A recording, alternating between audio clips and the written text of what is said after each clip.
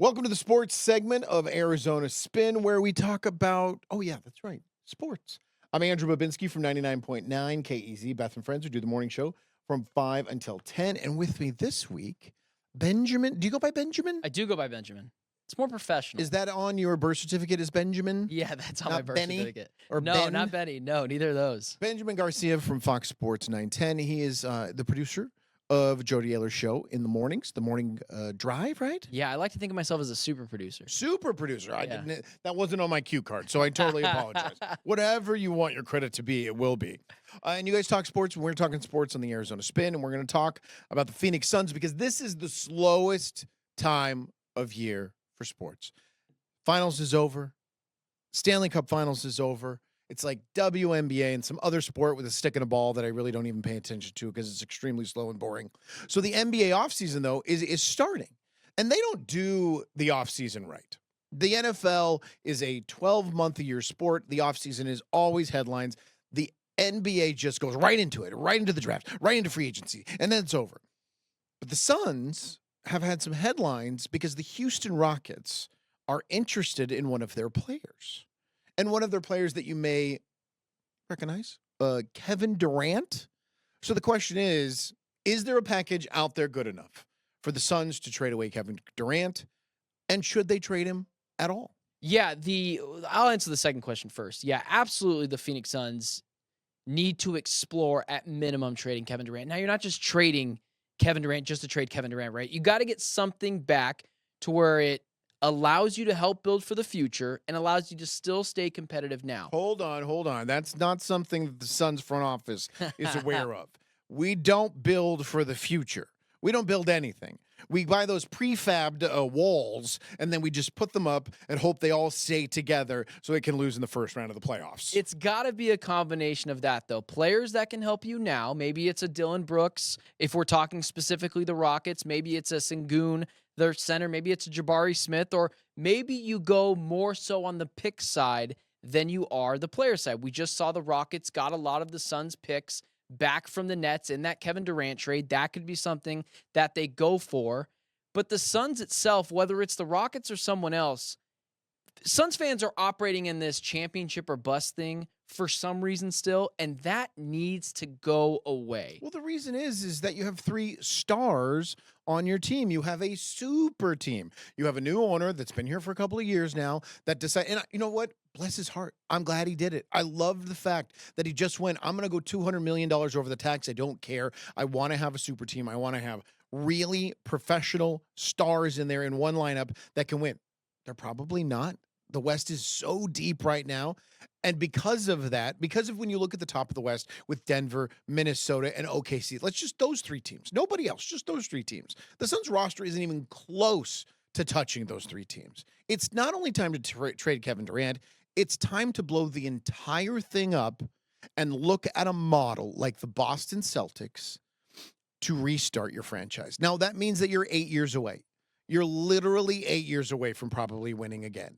But you need 2 superstars that are homegrown, that you go and draft and you find. And once they are superstars and you have them in huge max deals, you then build around them. Yeah, I don't think it needs to be that dramatic. I think that this is more of a retool than a blow up, because if it's a rebuild, there's a chance you could lose Devin Booker too. I'm including Devin Booker in this. Yeah, you don't want to do that yet. Devin Booker, plus with the fact that you don't have your own picks. So if you bottom out, you're not getting those picks that you're bottoming out for. But if you're trading Booker, Durant, and you're trading Beal, if you find someone to take that contract, that means you're acquiring draft picks. Yeah, there's a different way for the Suns to go about it, though. Bradley Beal in 2 years has an expiring deal. You could trade that for a haul later on in a couple of years here. If you sit down with Devin Booker, trade Kevin Durant, and actually be able to explain to him what your future is and what you want to do with Matt Ishbia, with the head coaching, and convince him to do that, you could be a contending team in just a couple of years. I don't think it needs to be that crazy. This is NBA 2024. The minute a player is upset, the minute a player it gets the wrong soda handed to them, they demand a trade. There's no world where you trade Kevin Durant and Devin Booker isn't out there 3 to 4 weeks later saying, I want out of town. It has to be an all or nothing thing.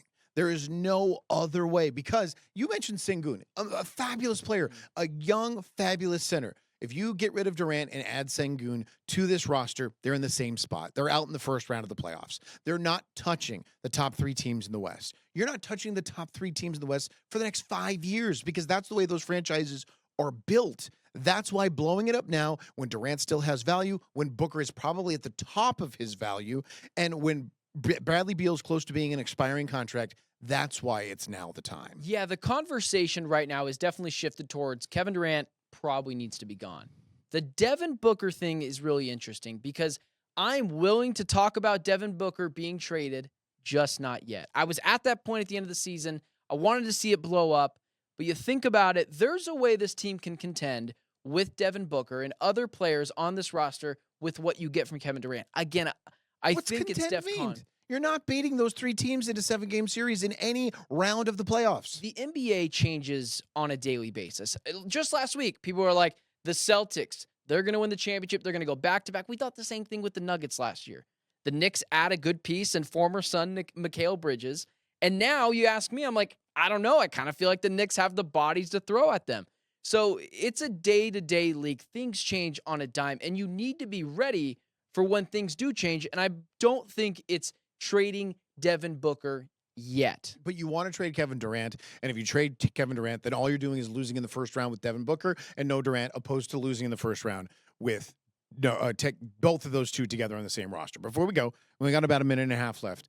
JJ Redick was hired by the Los Angeles Lakers and had one of the most embarrassing press conference I've ever seen by a head coach. To go out there and continuously drop the F-bomb and to sit down and have the ego that he had, that he sat there and delivered. This is going to go down in flames as one of the worst hires in NBA history. Yeah, I would agree with you. It's a debacle of a franchise. Jeannie Buss is one of the poorest owners. She consistently gets outbid. JJ Redick is not only a rookie head coach, has literally never coached in the NBA. That team is hamstrung by LeBron James. They might have to take his son. Who knows if they end up doing so? Who knows if that is even a scenario? Even if regardless they end up drafting Bronny James or not. They're hamstrung by LeBron James and having to go at his will. That's a bad recipe for a franchise. This is a players-driven league. The teams and franchises are run by the players. There's no doubt about that.